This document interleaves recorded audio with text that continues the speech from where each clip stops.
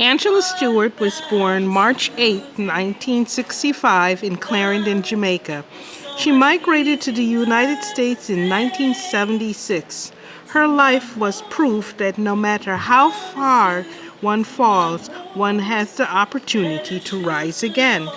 Rest in power, for you were loved by friends and family. Sunrise, March 8, 1965. Sunset, September 12, 2020.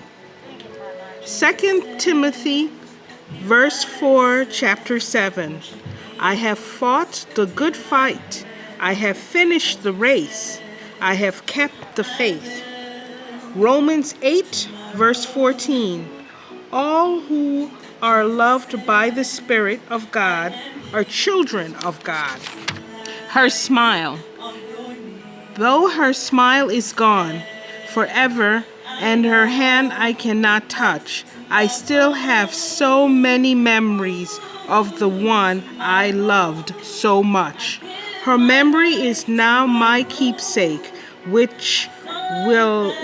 I'll never part. God has her in his keeping. I have her in my heart. Sadly missed, but never forgotten. Angelia Stewart, we love you. Lord, today, for